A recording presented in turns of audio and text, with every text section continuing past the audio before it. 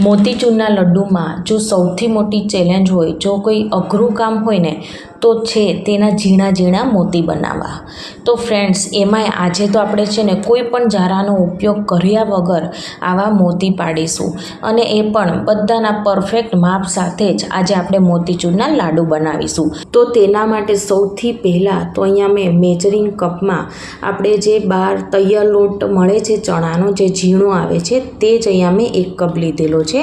તો અહીંયા તમારે કોઈ પણ એક વાટકી સેટ કરી લેવાની, કેમ કે આગળ પણ આપણે જે માપ બતાવવાના છીએ તે આ જ વાટકીથી બતાવવાના છીએ। તો મિત્રો, અહીંયા જો મેં છે ને ચણાના લોટને ચાળીને આ રીતના મેજર કપમાં લઈ લીધેલો છે મિત્રો, અને હવે આપણે તે વાસણમાં એડ કરી દઈએ બધું જ। અને હવે આ જ મેજર કપમાં છે ને આપણે પાણી લેશું, એટલે પાણીની આમાં કેટલી જરૂર પડશે એ પણ તમને ખ્યાલ આવી જશે। એક સાથે પાણી નહીં એડ કરવાની જગ્યાએ આપણે છે ને થોડું થોડું કરીને પાણી એડ કરીશું ને તો ગઠ્ઠાઈ નહીં પડે અને આપણું બેટર છે ને સ્મૂથ બનીને તૈયાર થશે। હજી અહીંયા જુઓ મિત્રો, આ ચમચીની આજુબાજુ ચોટેલું આપણું બેટર છે ને એ એકદમ જાડું જણાય છે, તો હજી આપણે થોડું પાણી નાખીને તેને પતલું કરીશું મિત્રો। મતલબ કે અડધો કપ તો તમે આમ આંખ બંધ કરીને નાખી દો તો પણ ચાલે, અને એના પછી તમારે છે ને થોડું થોડું કરીને એડ કરવાનું। થોડી વારમાં મિત્રો જો આ રીતનું એકદમ સરસ એવું સ્મૂથ બેટર બનીને આપણે જોઈએ તેવું બેટર બનીને તૈયાર થયું છે, અને ચમચીમાં લેતા જો આ રીતના બેટર પડે છે તો આટલું પતલું આપણે તૈયાર કરવાનું છે। તો તમને કેમ ખબર પડશે કે આ બેટર બરાબર છે કે નહીં? તો જો આ રીતના ચમચીમાં પાછળ લેતા જો આ રીતના ચમચી તમને આ એનો આછો પાર્ટ દેખાય છે ચમચીનો, જો ફ્રેન્ડ્સ અહીંયા, તો બસ આટલું બેટર બને એટલે સમજવાનું કે આપણું બેટર છે એ પરફેક્ટ થયું છે। અને તમને પાણીની વાત કરું તો અહીંયા મારે છે ને 3 ભાગનું પાણી વપરાઈ ગયું છે અને 1 ભાગનું જ પાણી અહીંયા બચ્યું છે। તો જો અહીંયા છે ને કડાઈમાં આપણે તેલ ગરમ કરી લીધેલું છે, અને તેમાં છે ને જો આ રીતના ચમચીથી જ બેટરને આ રીતના અલગ અલગ જગ્યાએ પાડીશું મિત્રો, જો આ રીતના। અને આ આખી પ્રોસેસમાં આપણે મીડિયમ ટુ હાઈ ગેસ રાખીશું। અને તો અહીંયા મેં છે ને મિત્રો કડાઈ ચેન્જ કરી લીધી, તો 1 મિનિટ બાદ હવે છે ને આપણે જો મિત્રો અહીંયા તેની સાઈડ ચેન્જ કરીશું।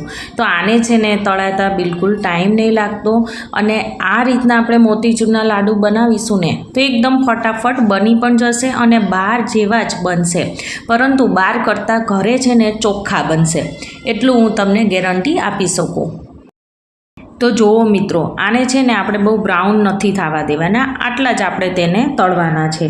તો જો કેટલા સરસ એવા આ તળાઈ ગયા છે, તો તેને ઝારામાં આપણે કાઢી લઈએ, એટલે જે કંઈ એક્સ્ટ્રા તેલ હશે ને એ બધું જ આ કડાઈમાં નીતરી જશે। તો જો આ રીતના કંઈક બન્યા છે, તો આને આપણે એક ડીશમાં કાઢી લઈએ, અને આવી જ રીતના બીજો ઘાણવો છે ને એ પણ આપણે તળી લેશું।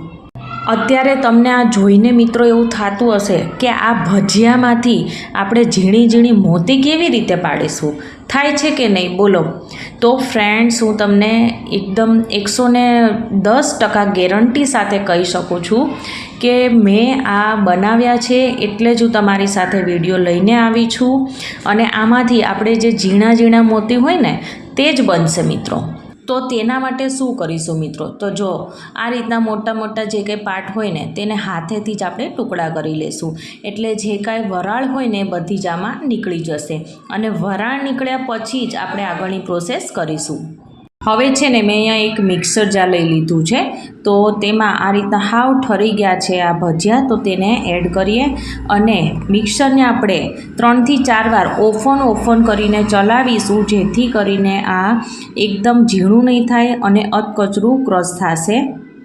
તો જો કંઈક આ રીતના જો તમને દાણા દેખાઈ રહ્યા છે ને, જો આ રીતના એકદમ ઝીણા ઝીણા મોતી હોય ને તેવું દેખાઈ રહ્યું છે, જો મિત્ર, તો આટલું જ આપણે ક્રશ કરવાનું છે, તે વાતનું ખાસ ધ્યાન રાખવાનું।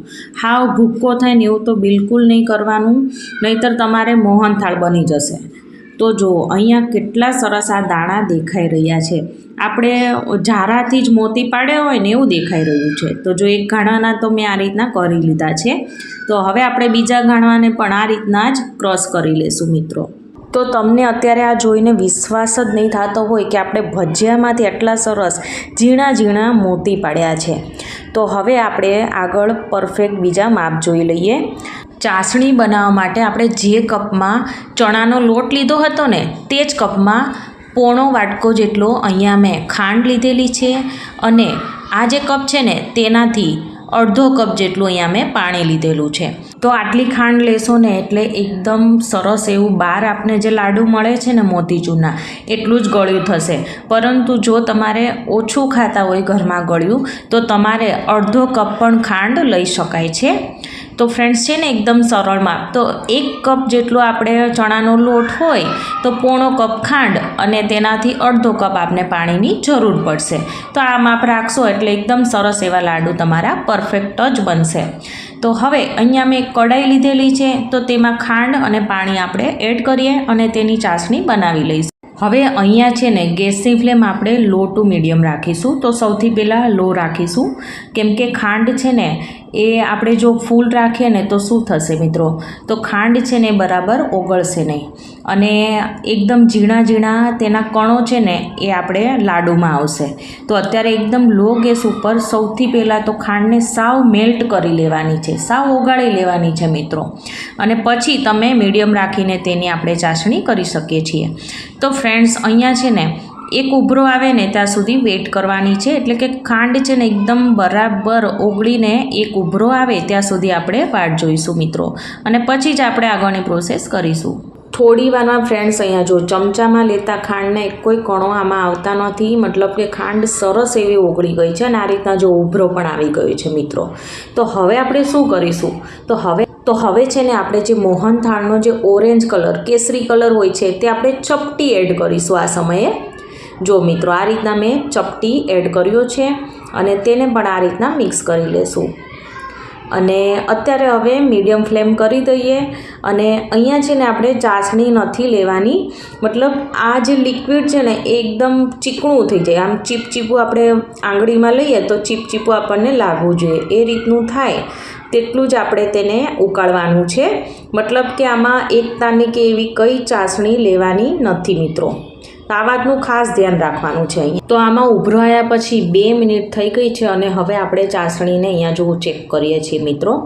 તો હવે જો આ રીતના આંગળીમાં લેતા જો આ રીતના એકતાર પડતો નથી, તમારે આ રીતના આંગળીમાં રાખી અને આ રીતના ચેક કરી લેવાનું મિત્રો. જો આ રીતના એકતાર પડતો નથી, તે તૂટી જાય છે. અને 2 આંગળીમાં રાખી તમે તે લિક્વિડને લેશો ને એટલે તમને છે ને એકદમ ચીપચીપું ચીકણું હોય તેવું લાગશે. તો આટલી વસ્તુ થાય એટલે સમજવું કે ચાસણી એકદમ સરસ આ બુંદી માટે તૈયાર થઈ ગઈ છે. તો હવે આપણે ગેસની ફ્લેમ હાવ લો કરી દેવાની છે અને તૈયાર કરેલા આપણે મોતીના દાણા છે એ આપણે બધા જ એડ કરીશું. અને હવે ફક્ત 1 થી 1.5 મિનિટમાં આપણા જે મોતીના દાણા છે ને એ ચાસણીને ઓબ્ઝર્વ કરી એકદમ રસીલા બની જશે. તો ફ્રેન્ડ્સ અહીંયા આપણે ગેસ છે ને અત્યારે હાવ ધીમો જ રાખ્યો છે ફ્રેન્ડ્સ. તો આ રીતના જો મિક્સ કરતા રહેવાનું. 1 થી 1.5 મિનિટ પછી હવે આપણે આ ચેક કરીએ છીએ. તો ફ્રેન્ડ્સ અહીંયા જો આ રીતના મોતીના દાણાને ચેપતા એકદમ સારી રીતે ચેપાઈ જાય છે. એકદમ સરસ પોચા થઈ ગયા છે અને જો એકદમ રસીલા થઈ ગયા છે.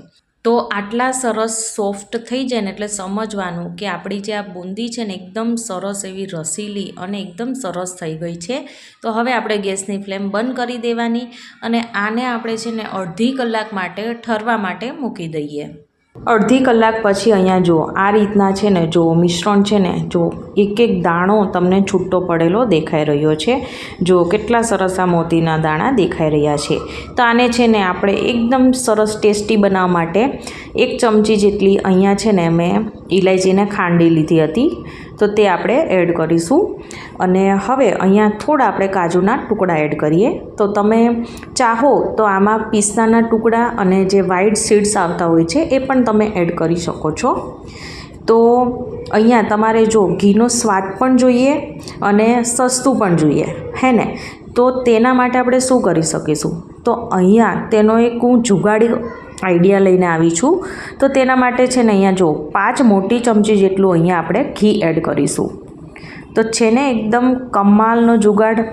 તો સસ્તું, સુંદર અને ટીકાઉ. મતલબ કે આમાં જો ઘીનો સ્વાદ પણ આવી ગયો અને ખર્ચો તમે જુઓ તો નાની બરાબર જ આમાં થયો છે મિત્રો. બધું સારી રીતના મિક્સ કરી લઈએ અને હવે હાથમાં આ રીતના જો થોડું મિશ્રણ લઈ લાડુને એકદમ હળવા હાથે આને વાળીશું. બહુ આપણે આમ ભાર દઈને આને નથી વાળવાના, નહીંતર વળાશે જ નહીં. તો આ રીતના એકદમ જો આ રીતના હળવા હાથે વાળીશું. તો તમારે જેટલા નાના કે મોટા કરવા હોય તો એ અકોર્ડિંગ તમારે વાળવાના. તો હું અત્યારે છે ને મીડિયમ સાઇઝના આ રીતના જો વાળી રહી છું. તો આ રીતના બે હાથ વચ્ચે રાખી ગોળ ગોળ વાળી અને જો એક લાડુ તો મેં તૈયાર પણ કરી લીધેલો છે. તો એવી જ રીતના બીજા બધા લાડુ પણ આપણે તૈયાર કરી લઈએ. જો અહીંયા બધા જ લાડુ તૈયાર થઈ ગયા છે. તો થોડું આપણે ગાર્નિશિંગ કરીશું. તો તેના માટે મેં અહીંયા એકદમ નાના નાના ટુકડામાં કાજુને ડિવાઈડ કરીને રાખ્યા હતા. તો તે આપણે બધા જ લાડુ પર એક એક કાજુ લગાડી દઈએ. તો દેખાવમાં પણ સરસ લાગશે અને ટેસ્ટમાં તો સુપર ટેસ્ટી લાગશે ફ્રેન્ડ્સ. તો ફ્રેન્ડ્સ તમને હું એક તોડીને પણ દેખાડું કે અંદરથી જો કેટલા રસીલા અને કેટલા સરસ એવા આ બન્યા છે. તો ફ્રેન્ડ્સ તમે પણ આ રીતના જરૂરથી એકવાર મોતીચૂર લાડુ બનાવજો. તમારા પણ એકદમ સરસ બાર જેવા જ ઘરે ચોખ્ખા બનીને તૈયાર થશે. તો ફ્રેન્ડ્સ મારી આજની તમને આ લાડુની રેસીપી ગમી હોય તો મારી ચેનલને સબસ્ક્રાઈબ, લાઇક અને શેર કરવાનું ના ભૂલતા. તો આપણે ફરીવાર મળીશું એક નવા જ વિડીયો સાથે. Thank you for watching.